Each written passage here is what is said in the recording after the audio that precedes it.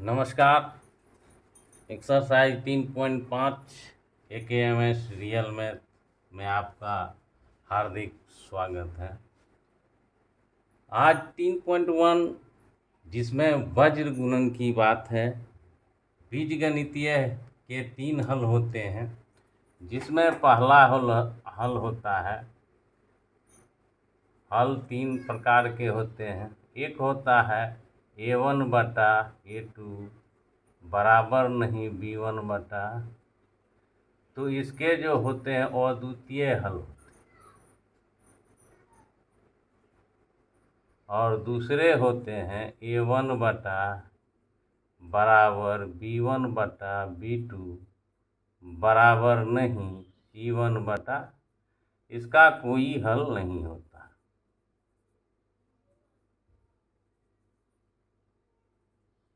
तीसरा में होता है A1 बटा A2 बराबर B1 बटा B2 C1 बटा C2, इसके होते हैं अपरिमित रूप से अनेक हल।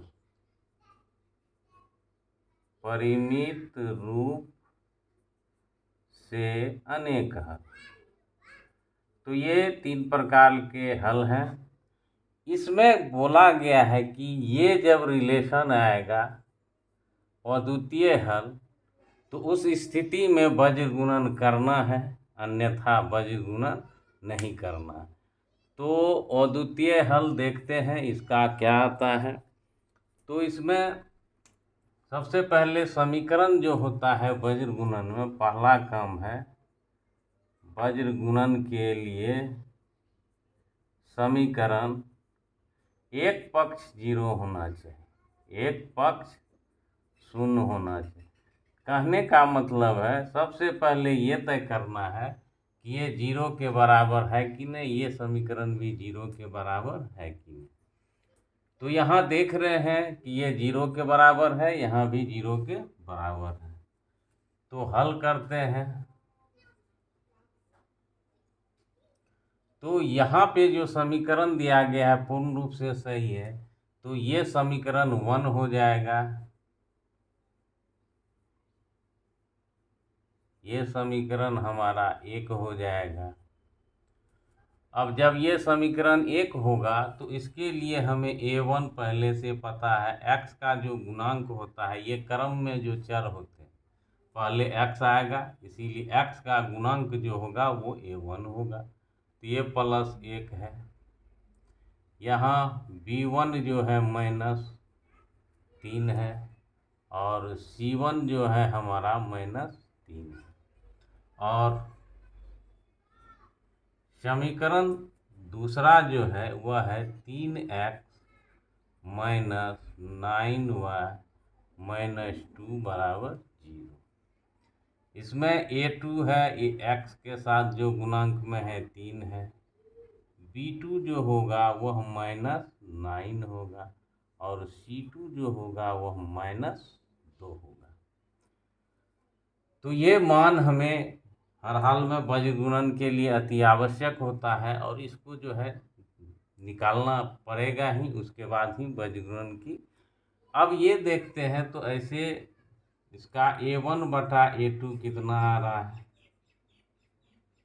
तो A1 1/3 है। चलिए B1 बटा B2 कितना आ रहा है, यहाँ आ रहा है B1 -3 और ये -9 है। अब ये जो है बराबर हो गया, तो हमें पहला जो है क्या होना चाहिए, प्रतिच्छेद होना चाहिए। इसका मतलब इसका कोई C1 बटे C2 वज्र गुणन नहीं करना होगा, -2 तो इसका हो गया A1 बटा A2 बराबर B1 बटा B2 बराबर नहीं C1 बटा C2। ये मान बराबर है तो ये बराबर हो गया, ये इसके बराबर नहीं है तो बराबर नहीं दिए। अब अद्वितीय हल न हो करके ये हो गया कोई हल नहीं, कोई हल नहीं, तो इसका वज्र गुणन हमें नहीं करना है। चलते हैं अगले प्रश्न की ओर। दूसरा सवाल है 2x प्लस वाई बराबर 5 और 3x प्लस 2 बराबर 8। सबसे पहले वज्र गुणन की बात है तो सबसे पहले इसको जीरो करना पड़ेगा, समीकरण एक भी मानते हैं तो यहाँ हो जाएगा 2x प्लस वाई माइनस 5 बराबर 0, समीकरण एक। अब a1 निकाल लेंगे, 2 होगा, x का गुणांक है, b1 प्लस 1 होगा, c1 माइनस 5 होगा। ये एक गुणांक आ गया, ये y का गुणांक आ गया और ये जो है अचर पद का हो गया। और दूसरा है 3x प्लस 2y माइनस 8 बराबर 0, यह समीकरण 2 हो गया। यहाँ a2 हमारा x का गुणांक 3 आ रहा है, b2 हमारा 2 आ रहा है, c2 माइनस 8 आ रहा है। अब इसका जांच करेंगे अद्वितीय हल है या नहीं। तो a1 बटा a2 बराबर, यहाँ 2 है यहाँ 3 है, 2 बटा, फिर b1 बटा b2, b1 1 है, b2 2 है, ये मान बराबर नहीं हुआ। b1 बटा इसके हो गए अद्वितीय हल, अद्वितीय हल हैं। अब अद्वितीय हल है तो अब जो है वज्र गुणन हम लोगों को करना पड़ेगा। तो वज्र गुणन के लिए अब जो है इसके लिए जो है ए और बी सी का मान समीकरण 1 से पता है, समीकरण 2 से भी पता है। तो जब समीकरण के ये वैल्यू हमें पता होते हैं तो इसको चित्र के माध्यम से एडजस्ट करना पड़ता है। तो अब यहाँ वज्र गुणन के लिए हमें लिखना पड़ेगा वज्र गुणन विधि से इन समीकरणों को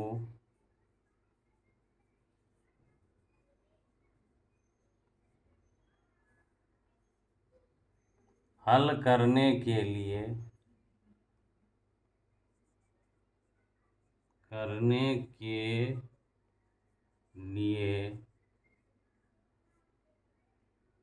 हम निम्न प्रकार से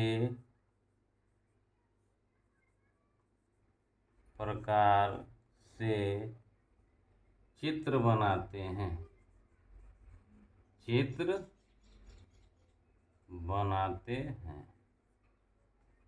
ये चित्र बनाना है। अब चित्र बनाने का तरीका है तो 2 लाइन बनाना पड़ता है, तो पहला समीकरण और उसके नीचे में दूसरा समीकरण। तो यह जो है बी से शुरुआत होती है और बी से अंत होता है। अब है ए बी सी 3 है, ए है, बी है और सी है। इस मान को बैठानेंगे तो यहाँ से जो है आएगा यहाँ, फिर ये यहाँ आएगा, फिर ये यहाँ आएगा, यानी बी से शुरू होगा, सी पर आएगा, सी के बाद ए के बाद बी। तो इस तरह से तो या कहने का मतलब है 2 शुरू और अंत जो है हमें बी से होगा। अब बी से पहले ए आता है और बी के बाद सी आता है। ये क्रम हमें चाहिए पहला समीकरण के लिए और दूसरा समीकरण। इसमें 1 1 आ जाएगा पहला समीकरण, इसमें 2 2 2 आ जाएगा। तो ये चित्र हमें बनाने होंगे। और यहाँ पे आता है समीकरण के चर आते हैं। इसमें x है तो यहाँ x आएगा, यहाँ y आएगा और यहाँ 1 आएगा। तो 1 कब आता है? जब बराबर 0 का मान वैल्यू लेते हैं तो 1 आता है। जब बराबर नहीं 0 का, अर्थात ax plus by plus c बराबर 0, तो इसके लिए xy आएगा और 1 आएगा।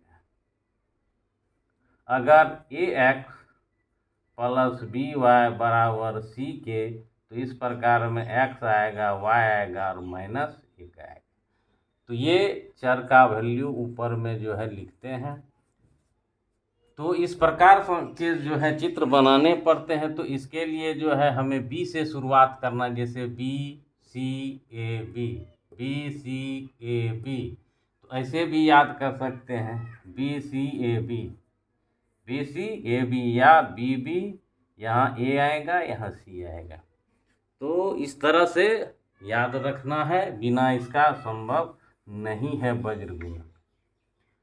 तो चित्र के लिए अब जो है निम्न प्रकार के चित्र हैं, तो चित्र हमें यहाँ बनाना होगा, इधर जगह नहीं है।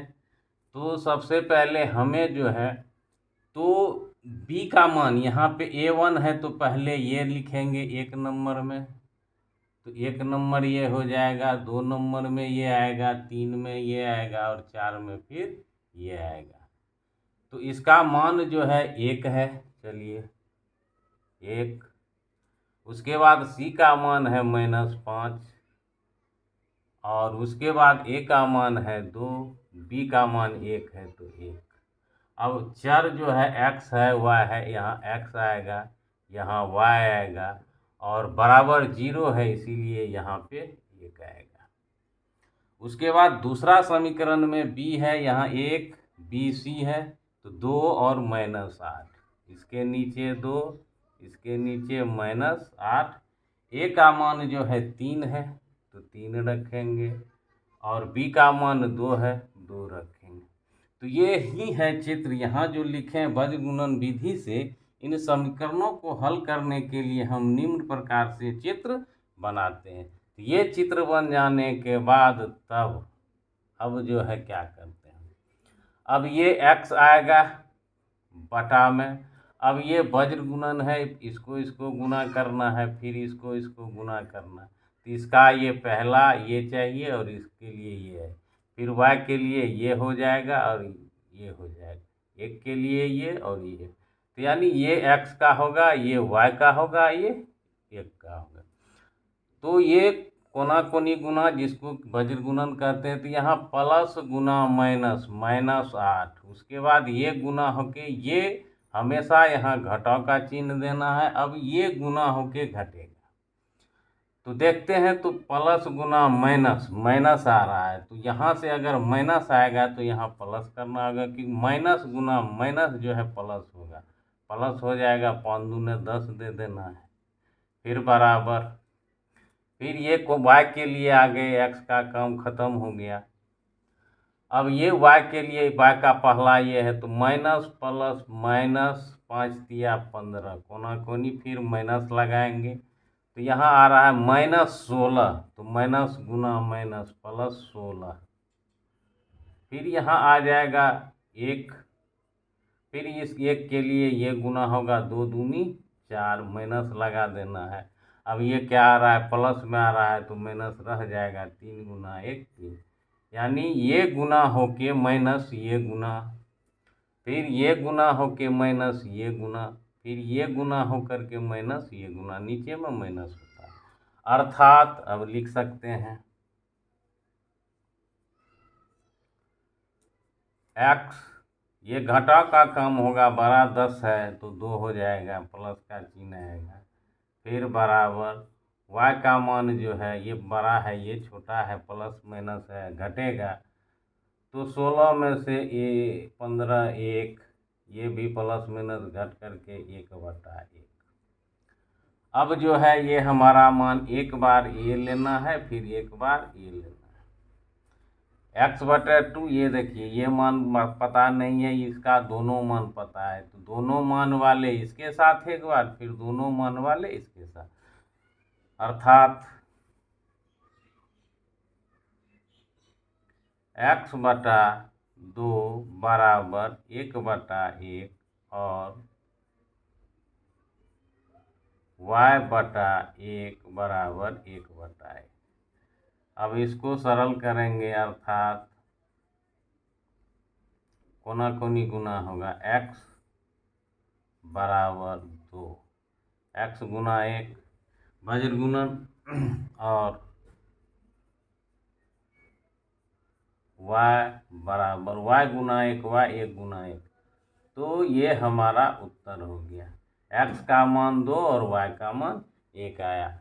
तो यहाँ मान रख के देखते हैं तो 2 दूने 4 प्लस 1, यहाँ 2 है तो गुना 2 प्लस 1, 2 दूने 4 1 5, यहाँ पे 3 दूने 6 2 8। तो इस तरह से वज्र गुणन बहुत ही सिंपल है, सबसे आसान है। थोड़ा सा ये चित्र एडजस्ट दिमाग में रखना है और ए बी सी का मान जो है पता होना चाहिए। ये पहला समीकरण के लिए A B C A B है और ये दूसरा समीकरण के लिए बी सी ए बी है। उसके बाद जो है इसको जब लिखते हैं तो ये कोना कोनी गुना होके और ये घटता है गुना होके, फिर ये गुना होगा फिर घटा इतना होगा। तो इस तरह से सरल करते हैं वज्र गुणन। चलते हैं अगले प्रश्न की। तीसरा सवाल है 3x माइनस 5y बराबर 20, 6x माइनस 10y बराबर 40। चलिए हल करते हैं। सबसे पहले वज्र गुणन में 0 करना आवश्यक है, नहीं करेंगे तो -1 लेकर के चलना पड़ेगा, वो भी ठीक है। तो ये प्लस है इधर आ गया, ये 0 हो गया, ये समीकरण हमारा 1 हो गया। अब इसमें a1 ये चर है, ये क्रम में है, पहले x है तो ये इसी को मिलेगा। b1 माइनस 5 है और c1 माइनस 20 है। अब जो है दूसरा समीकरण क्या है, 6x माइनस 10y ये बराबर के इधर आ जाएगा तो -40 बराबर 0। चलिए तो ये 2 कॉमन भी ले सकते हैं या ऐसे भी रहने देते हैं। तो a1 का मान 6 हो जाएगा, a1 नहीं, इस समीकरण दूसरा है। तो a2 6, b2 माइनस 10 और c2 माइनस 40। अब जो है इसको चेक करना है कौन सा हल देगा, ये अपरिमित रूप से अनेक देगा या अद्वितीय हल देगा या कोई हल नहीं होगा। तो a1 बटा a2 करते हैं। तो a1 का मान जो है हमें 3 है और ये 6 है, तो कट करके 1/2 हो गया। b1 बटा b2, तो b1 जो है हमारा -5 है और b2 -10 है, तो ये भी हमारा 1/2 आ गया। अब c1 बटा c2 चेक करते हैं।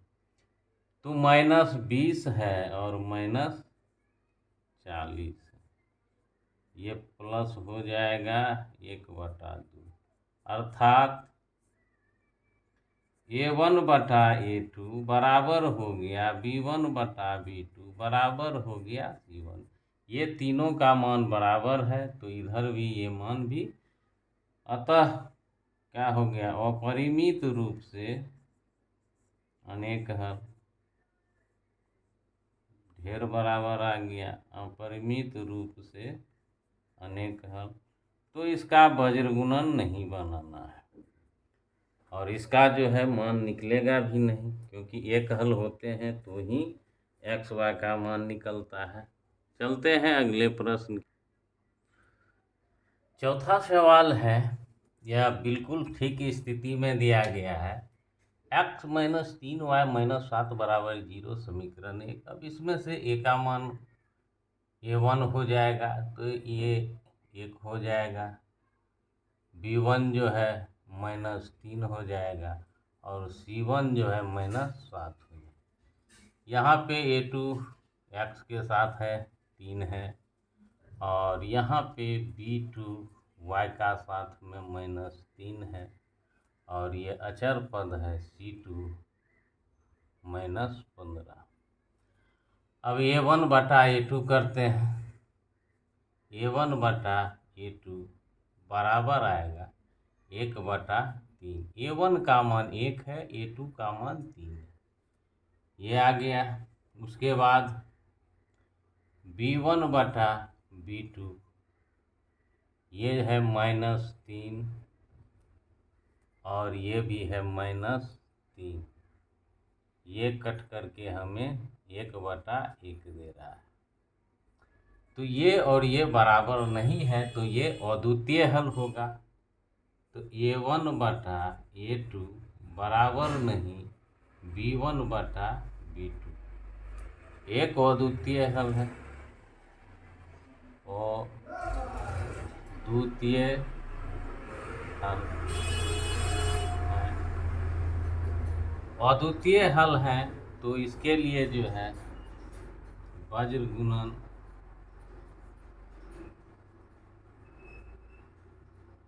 विधि से इन समीकरणों का हल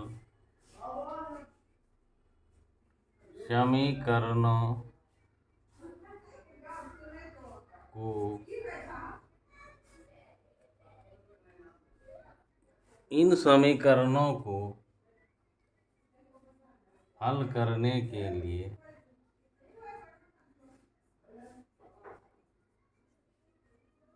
हम निम्न प्रकार से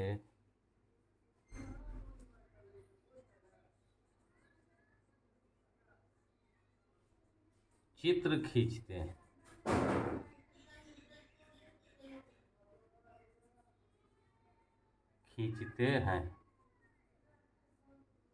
तो चित्र खींचने के लिए तो पहला समीकरण का यहाँ से शुरू होगा BCAB BCAB BCAB। तो चलिए चित्र है। B का मान 1 में जो है -3 है और -7 है और 1 है। अंत में ये फिर B आएगा ही। ये शुरू और लास्ट B ही होता है। तो BCA -3 -7 1, ये 1 नंबर 2 नंबर, ये 3 नंबर 4 नंबर। फिर सेम वही इसमें आएगा। 1 नंबर पे है -3, यहाँ पे है -15 और यहाँ पे है 3, फिर -3। अब देखेंगे चर कौन है, x है, तो इसके बीच में x आएगा, यहाँ पे y आएगा और यहाँ पे 1 आएगा। अब जो है आगे लिखेंगे, तब x के नीचे में क्या आएगा, तो ये कोना कोनी गुना होगा। पहले गुना करते माइनस गुना माइनस प्लस, 5 तिया 15 तिया 45, फिर माइनस लगा देना। अब ये देखते हैं, अब ये कोना कोनी गुना होगा। तो माइनस गुना माइनस प्लस, प्लस गुना माइनस माइनस रह ही जाएगा, 7 या 21। अब जो है वह x का कम हो गया। सेम वही प्रोसेस y में होगा। ये आ जाएगा y के लिए, तो प्लस गुना माइनस, माइनस 7 या 21, माइनस लगा देंगे। उसके बाद ये आएगा, तो माइनस गुना प्लस, माइनस आ रहा है तो माइनस गुना माइनस प्लस, 15 गुना 1 15 बराबर 1 बटा। अब इसके लिए ये गुना होगा, तो प्लस गुना माइनस, माइनस 1 गुना 3 3। उसके बाद ये आएगा, तो माइनस गुना प्लस माइनस, पहले से यहाँ है 1 माइनस और ये भी माइनस आ रहा है, तो प्लस 3 तिया 9। अब जो है अर्थात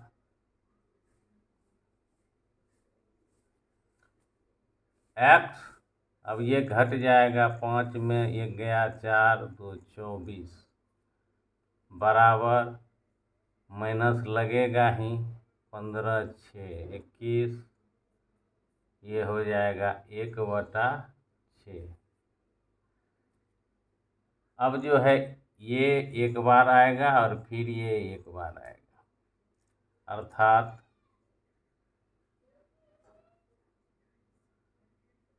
x/24 बराबर 1/6 और y/-6 बराबर 1/6, अर्थात कोना कोनी वज्र गुणन होता है तो 6 गुना x 6x, 24 गुना 1 24 और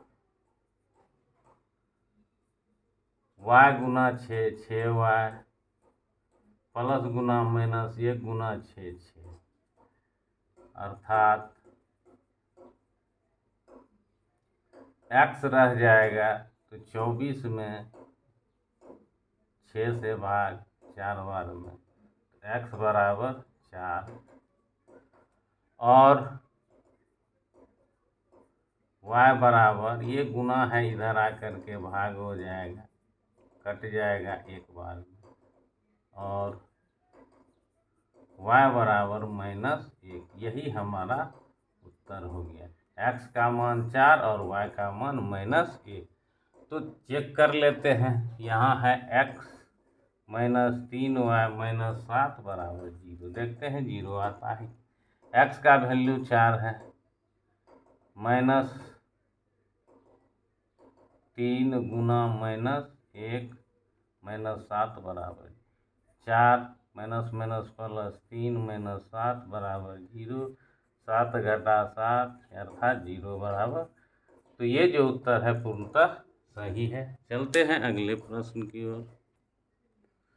दूसरा सवाल कहता है a और b का मान ज्ञात कीजिए। ये जो a b है कहता है इसका मान ज्ञात कीजिए, जिसमें ये समीकरण दिया हुआ 2x + 3y बराबर 7 और a - bx + ab y बराबर 3a + b - 2 और कहते हैं कंडीशन दिया है कि इसके जो हल हैं अनेक हल है, अपरिमित रूप से अनेक हल है। स्थिति दी गई है और दो समीकरण भी है और कहता है a और b का मान ज्ञात करने के लिए। तो सबसे पहले वज्र गुणन है, तो इसके लिए हमें जो है a b c का मान जो है 0 करना होगा, तो इधर लाना होगा हल में। तो 2x + 3y - 7 बराबर 0 समीकरण 1। तो a1 x के साथ रहेगा, xy है तो 2 हो जाएगा, b1 जो है 3 हो जाएगा, c1 जो है -7 हो जाएगा। अब देखिए ये चर है, ये चर है, बाद बाकी ये जितने भी हैं ये जो है c हो जाएगा, क्योंकि दो चर हमारे पास है। शेष जो बचता है वो हमारा c होता है, चाहे 1 हो 2 हो 3 हो, जितना भी संख्या में हो। तो इसको पहले लिखते हैं और समीकरण को 0 करते हैं। तो a - bx + a + by minus ये सब आएगा साथ में, c बनेगा 3a + b - 2 बराबर 0 समीकरण 2। इसमें a2 हमारा जो x का गुणांक है ये है a - b और y का गुणांक हमारा b2 होगा a + b और c2 जो होगा वो अचर पद है, वो माइनस के साथ है 3a + -2। अब है दिया है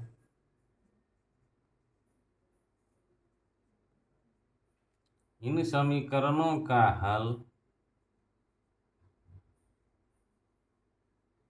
समीकरणों का हल अपरिमित रूप से अनेक हैं, अपरिमित रूप से अनेक हैं, अर्थात इसको गणित में जो लिखेंगे a1/a2 बराबर b1/b2 बराबर c1/c2।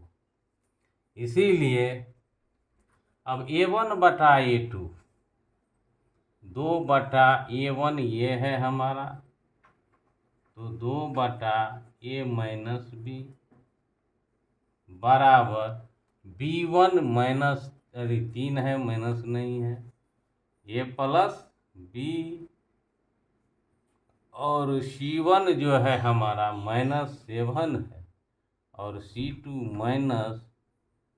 -3A प्लस बी -2 है।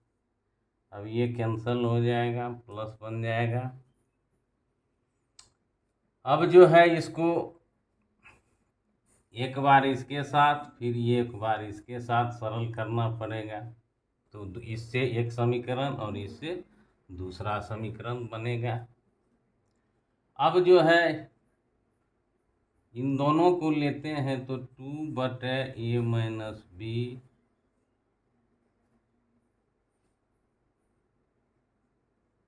बराबर 3/A प्लस बी, और 3 जहाँ ख़त्म वहीं से शुरू 7/3A प्लस बी -2। अब इसको सरल करेंगे, वज्र गुणन होगा, तो ये जो है इसके साथ होगा, तो 2A प्लस बी, और 3 के साथ आएगा A माइनस बी, और इसके साथ 3 के साथ आ जाएगा 3A plus B -2, 7A plus B.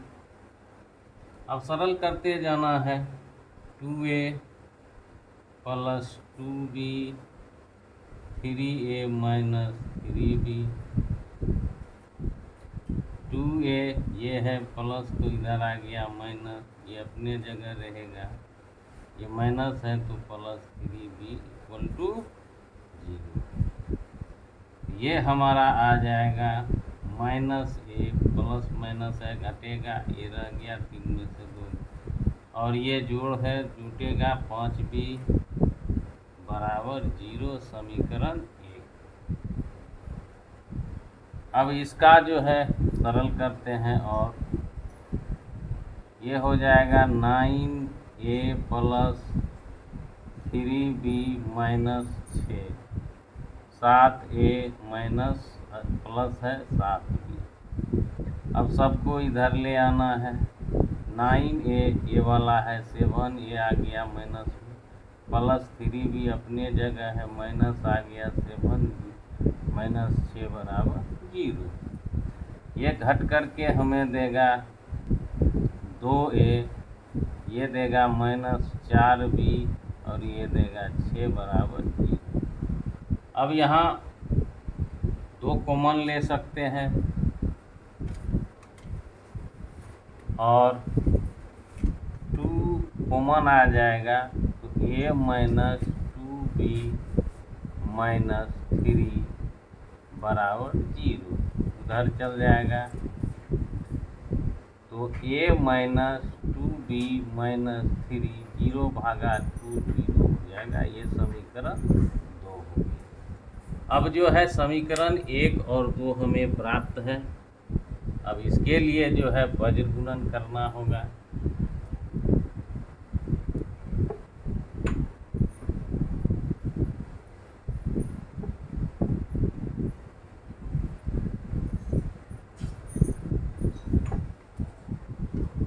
तो समीकरण 1 हमारा आ गया -A प्लस 5B बराबर 0।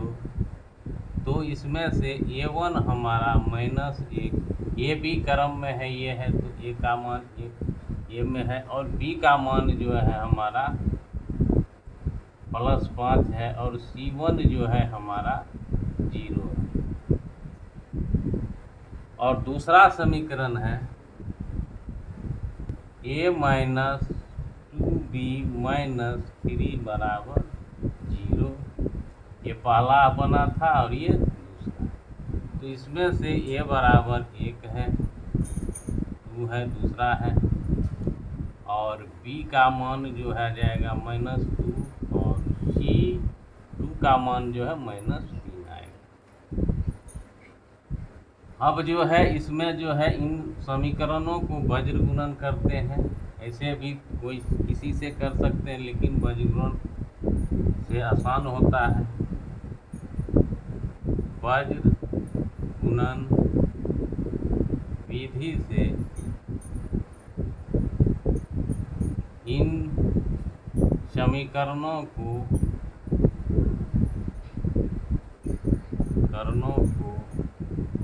हल करने के लिए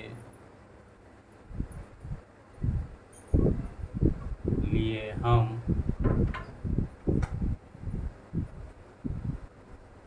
निम्न प्रकार का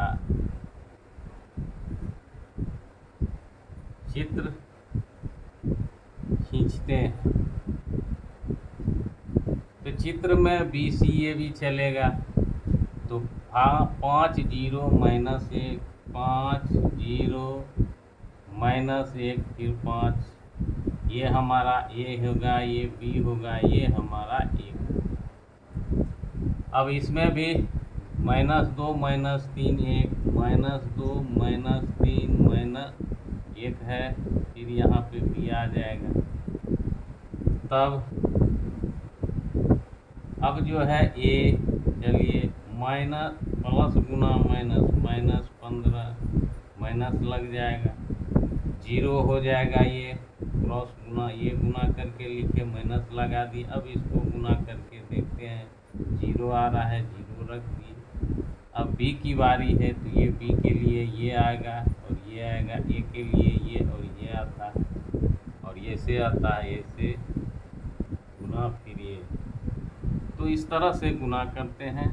तो B आ गया, तो ये B के लिए 0 गुना 1 0 हो जाएगा, माइनस लगा देंगे, तो माइनस गुना माइनस प्लस हो जाएगा, तो 3 हो जाएगा।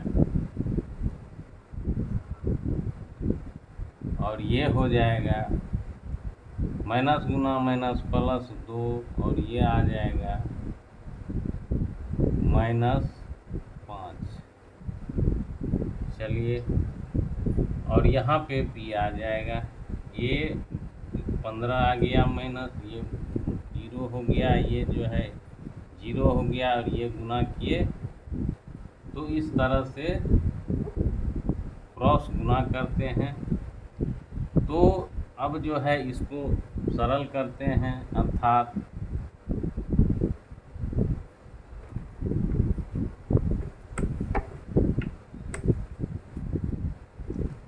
इसको सरल करेंगे, अर्थात ये हो जाएगा A बटा -15 बराबर B बटा -3 बराबर 1 बटा 5 में से 3 जाएगा, 2 जाएगा, 3 और माइनस। अब जो है अर्थात A बटा -15 बराबर -3 और B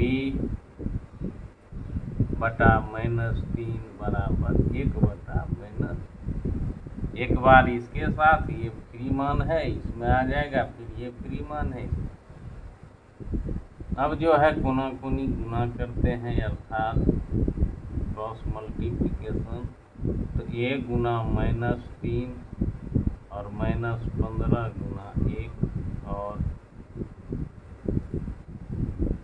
B गुना -3 बराबर -3 गुना 1। तो यहाँ हो जाएगा, अर्थात A बराबर -15 बटा -3, तो A बराबर हमारा 5, और ये B रह जाएगा -3 बटा -3 करके 1 हो जाएगा, और 1। ये हमारा उत्तर हो गया। A का मान 5 और B का मान 1 आया। अब देखते हैं इसको जांच करके कि क्या ये अपरिमित रूप से अनेक हल देता है या नहीं। 2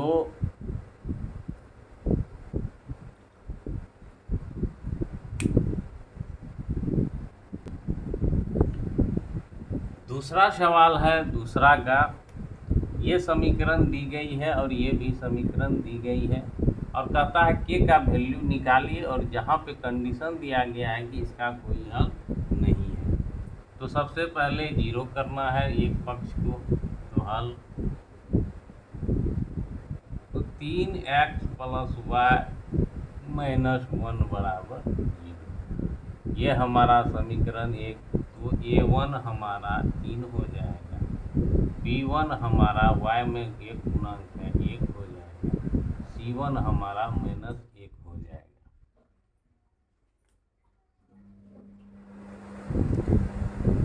अब जो है दूसरा समीकरण देखते हैं और यहाँ पे है 2k - 1x plus k - 1 into y। अब ये आ जाएगा, दोनों एक साथ रहेगा बराबर 0, समीकरण 2।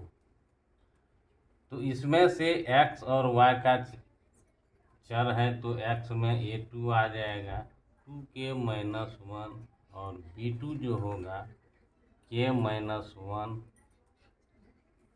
और c2 जो होगा -2k + 1 होगा। अब हमको दिया गया है इन समीकरणों का